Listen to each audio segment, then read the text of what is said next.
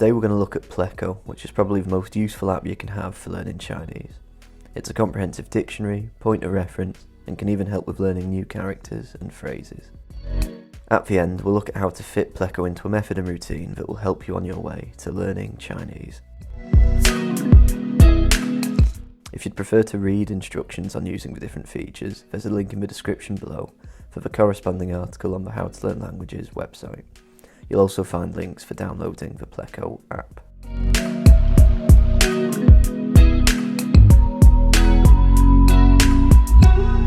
Although Pleco does have paid add-ons, the app is free to download and already comes with features that make learning Chinese easier. Pleco add-ons are one-time payments and do not require monthly subscriptions. Some of the features may be paid add-ons at the time of recording this video, but I haven't categorised them as such here, just in case their status as free or paid changes over time. The free version of Pleco is a useful point of reference. Typical paid add-ons include extra dictionaries, fonts and audio, as well as other features like stroke order and OCR. In this video, we'll focus on how to use Pleco's features and how they can help you to learn Chinese.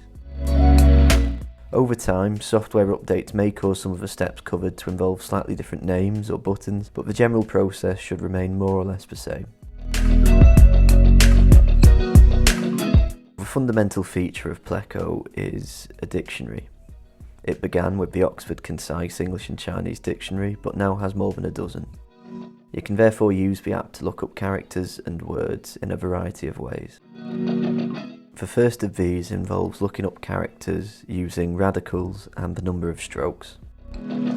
Chinese dictionaries use radicals, known as bushou, to organise characters. The word bushou literally means section header or section head and reflects how Chinese dictionaries use bushou to organise characters. You can look up the radical and then see a list of characters with that radical, ordered according to the number of strokes in each character. To look up a character on Pleco using radicals and the number of strokes, open the Pleco app and select the dictionary feature. It should open at the dictionary automatically, but if not, tap the menu button in the top left of the screen and select the dictionary tab. You then tap the search bar at the top of the screen. Now, if a keyboard appears, tap the ink brush icon on the top row, and it should be next to the numbers. Most of the screen will then become blank space for handwriting characters. Above the space and below the search bar, you'll see 4 tabs: Undo, Radical, Voice and Keyboard. Tap Radical. You'll now see rows of radicals ordered according to their number of strokes. Select the radical you're looking for. Once you've selected the radical you were looking for, you'll see rows of characters containing that radical, ordered according to their number of strokes. Select the character you're looking for. You'll then see one or more definition suggestions appear below the search bar. Tap the suggestion, or if there's more than one, tap the one that seems most relevant. For example, sometimes you'll see one suggestion mentioning typical translations, whilst a second suggestion mentions the character's use as a surname. Once you've selected a suggestion, the character's full definition page will appear. Here you can find all the information you need about that character.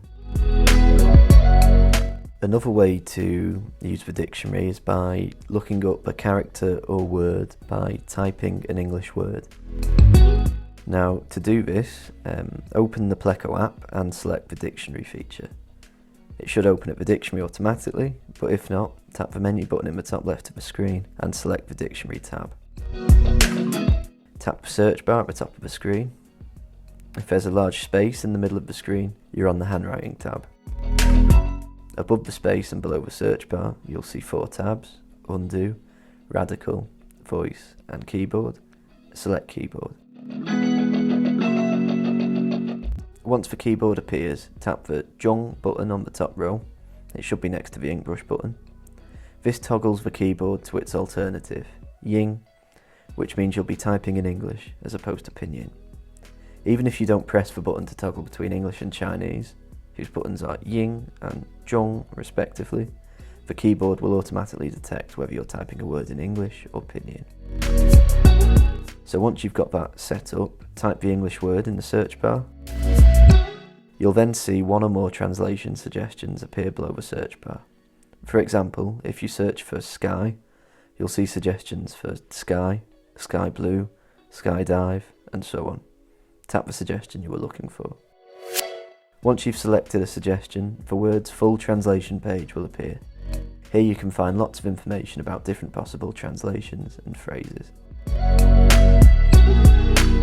You can also look up a character or word on Pleco using Pinyin. So open the Pleco app and select the dictionary feature. It should open up the dictionary automatically, but if not, tap the menu button in the top left of the screen and select the dictionary tab. Tap the search bar at the top of the screen. If there's a large space in the middle of the screen, you're on the Handwriting tab. Above the space and below the search bar, you'll see 4 tabs: Undo, Radical, Voice and Keyboard. Select Keyboard. Once the keyboard appears, tap the Ying button on the top row. It should be next to the ink brush button. This toggles the keyboard to its alternative, Zhong, which means you'll be typing in Pinyin as opposed to English. Even if you don't press the button to toggle between English and Chinese, whose buttons are Ying and Zhong respectively, the keyboard will automatically detect whether you're typing a word in English or Pinyin. Type the pinyin of the character or word in the search bar. If you want to specify the tone, type the syllable or word followed by the relevant tone number. The tone numbers are listed at the top of the keyboard from 1 to 5, with 5 being the neutral tone. For example, if you typed Zhong, you could add 4 to make it Zhong 4, which would produce suggestions for characters with the 4th tone. Alternatively, you can switch your phone's keyboard to the Pinyin QWERTY keyboard and select the character suggestions that appear. You'll see 1 or more suggestions appear below the search bar. Tap the suggestion, or if there's more than one, tap the one that seems most relevant. Once you've selected a suggestion, the character or word's full translation page will appear. Here you can find lots of information about different possible translations and phrases. You can also look up a character on Pleco by handwriting that character. Open the Pleco app and select the dictionary feature. It should open up the dictionary automatically, but if not, tap the menu button in the top left of the screen and select the dictionary tab. Tap the search bar at the top of the screen. If a keyboard appears, tap the ink brush icon on the top row. It should be next to the numbers. Most of the screen will then become blank space for handwriting characters. Draw the character in the blank space. Pleco will try to discern which character you're drawing. It's usually very accurate and provides a wide enough range of suggestions to ensure you can find the character you want most of the time. The suggestions appear at the bottom of the screen. Tap the suggestion you want. To add more characters, simply repeat the process. Once you're done, press the Done button at the bottom right of the screen. You'll see 1 or more definition suggestions appear below the search bar. Tap the suggestion, or if there's more than one, tap one that seems most relevant. For example, sometimes you'll see 1 suggestion mentioning typical translations, whilst a second suggestion mentions the character's use as a surname. If you searched for a word, you'll often see a range of suggestions appear. Once you've selected a suggestion, the character or word's full definition page will appear. Here you can find all the information you need about that character or word. You can also look up a character on Pleco using speech recognition. Open the Pleco app and select the dictionary feature. It should open up the dictionary automatically, but if not, tap the menu button in the top left of the screen and select the dictionary tab. Tap the search bar at the top of the screen. If a keyboard appears, tap the ink brush icon on the top row. It should be next to the numbers. Most of the screen will then become blank space for handwriting characters. Above the space and below the search bar, you'll see 4 tabs: Undo, Radical, Voice and Keyboard. Tap Voice. A box will appear in the middle of the screen with the heading Speak Now. Say aloud the character or word you'd like to search, and you can even say whole phrases. Pleco will try to discern which character or word or phrase you're saying. The character or characters Pleco thinks you said will appear in the search bar. If you're happy with Pleco's guess, press the Done button at the bottom right of the screen. You'll see one or more definition suggestions appear below the search bar. Tap the suggestion, or if there's more than one, tap the one that seems most relevant. Once you've selected a suggestion, the character's full definition page will appear. Here you can find all the information you need about that character. Aside from a comprehensive dictionary, Pleco has lots of other useful features. One of these is OCR, which enables you to look up characters and words with your phone's camera. Pleco can either scan characters and words live as your phone hovers over text, or it can scan a still image. To look up a character on Pleco using OCR, open the app and tap the menu button in the top left of the screen. Under the OCR tab, you'll see Live OCR, Still OCR, and Recent Images. If you select Live OCR, Pleco will use your phone's camera to scan any text you hover over. A green box will appear in the middle of the screen. Hover the green box over the characters or words you'd like Pleco to look up. You can adjust the height and width of the green box if helpful. Any characters the scan picks up will appear green within the box. Once you're happy that Pleco's identified the correct characters, tap the pause button at the bottom of the screen. You can now select a character from within the box. A brief summary of its pinyin and translation will then appear towards the bottom of the screen. If you'd like to see more detail on the character, tap the Details button at the bottom right of the screen. This will take you to the full information page for that character. There's a similar process if you select Still OCR. You'll have the choice of taking a picture or uploading a photo or uploading a PDF. Another vital feature is the audio provided by Pleco. It makes it a convenient way to check pronunciation, as it has audio recordings for tens of thousands of words and characters. When you go on the information page for a character or word, there'll be an icon of a speaker next to that character or word. Simply tap the speaker icon to hear a character or word pronounced by a native speaker. 你 Another great feature of Pleco is that it provides example sentences. These are a great way to learn about the different contexts a certain word can be used in, and can even form part of the sentence collecting you'll be doing during the active part of the process. More information on how to use Pleco for this purpose can be found in the active chapter of How to Learn Chinese, which covers how Pleco can supplement sentence collecting, active listening, and active reading. As for using this feature, you'll find example sentences on a character or word's information page. Just tap the Sents tab, SENTS, near the top right of the screen to view a list of example sentences and their English translations. Another really useful feature is the stroke order feature. It's incredibly useful when you forget a character's stroke order, or if you'd like to know the stroke order of a new character. You'll find the character or word stroke order on the information page for that character or word. Just tap the Stroke tab near the top of the screen to view an enlarged version of the character. You can then press the play icon at the bottom of the screen to view the character's stroke order. Pleco also has a document reader feature, and this enables you to look up characters and words in documents. Open the Pleco app and tap the menu button in the top left of the screen. Under the Reader tab, you'll see Reader and Recent Documents. If you select Reader, Pleco will give you the following options: Open Pleco ebook, Open Document, Web Reader, Clipboard Reader, Lyrics Reader. If you select Open Document, you can then select External Files and choose a document you'd like to read in Pleco. Once you've selected a document, it will open in Pleco. You can then tap any character or word in the document to view its pinyin and definition. If you select Web Reader, you can then copy and paste a web address into a search bar at the top of the screen. You can now read the web page in Pleco. You can then tap any character or word on the web page to view its pinyin and definition. The last feature we're going to look at is the flashcard feature of Pleco. Now for sentence retention and learning Chinese characters, I'd recommend using the Flashcards software, Anki.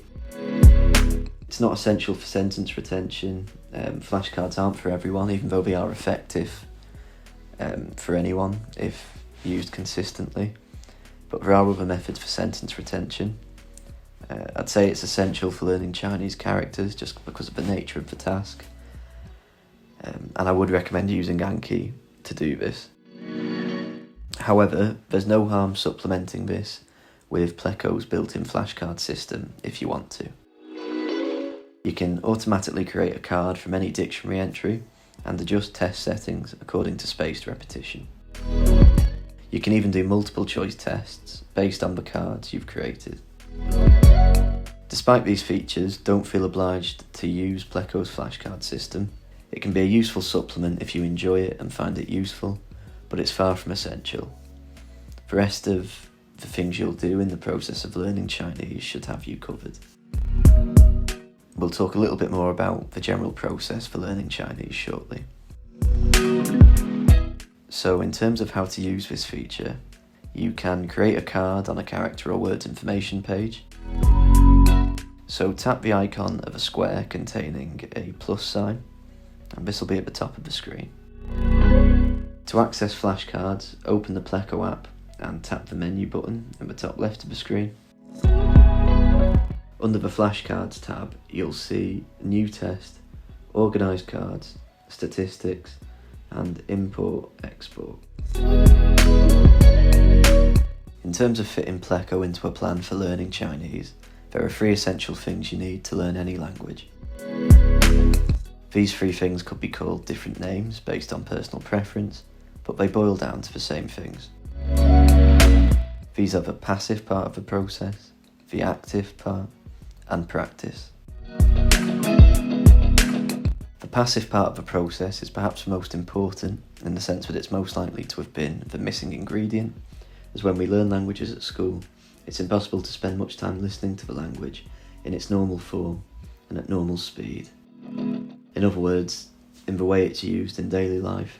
And this is why, even though we perhaps learn some grammar rules and how to say a few sentences, when we actually hear the language properly in normal settings, we struggle to understand it.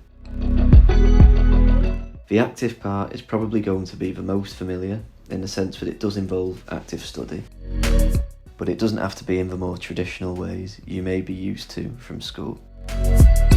By all means, study grammar in isolation if you enjoy that, as enjoyment is the most important thing, but you don't have to.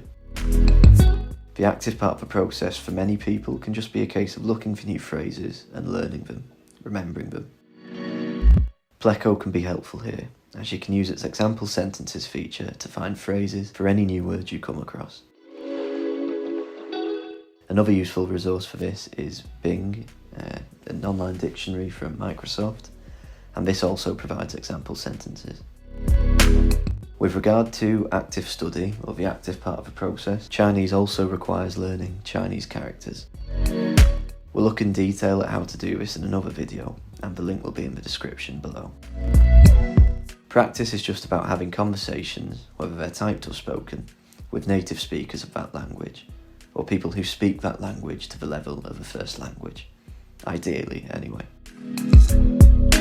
If at the start you're a bit tentative and want to develop your Chinese a bit more before having conversations, that's absolutely fine. You can just pose questions to yourself and think of how you'd respond and practice answering them. It may sound a bit odd at first, but it's absolutely fine and it's an effective way to improve. The most effective way for improving your fluency is to practice with other people, as it's the most immediate form and it will make your responses feel more automatic in future. But for many people, it can seem a bit daunting to start that straight away. Some people do advocate starting that straight away, but you don't have to. It's just personal preference.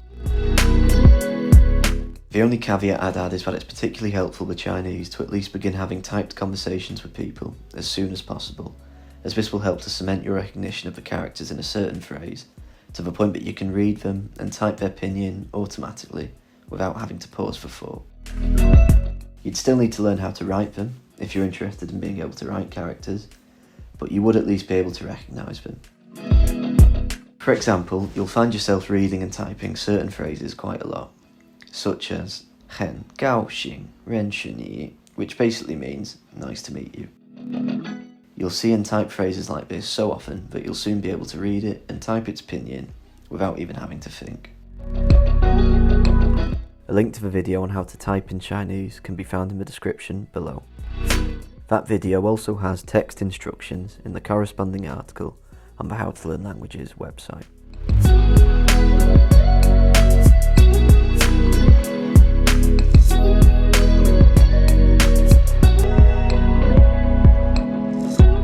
Over the coming weeks and months, there'll be more videos like this posted on this channel to help you learn Chinese, as well as various other languages. If you'd like to look at some other free resources on the website, there's a resources section, and that gets added to weekly. There's general advice on language learning, and there's a tab specifically for Chinese resources, focusing particularly on films you can watch to help improve your Chinese, and each of these has links to relevant videos and articles that will add more context to the film you've watched. Adding this context helps you to remember the phrases you've come across, and it just makes the whole process more enjoyable. If you'd like more detail on how to learn Chinese, specifically Mandarin Chinese, there's a How to Learn Languages guide, How to Learn Chinese. The guide goes into lots more detail, covering important aspects of the language, such as pinyin, tones, and characters. It's a way for you to have everything you need in one place, with links to lots of useful resources and a plan laid out for you. Most of the resources are also free, so it should make learning Chinese a much more affordable endeavour for you. There's also a detailed section on the history of the Chinese language and an in-depth guide on how to learn Chinese characters. Thanks for watching this video. I hope you found it helpful, and see you next time.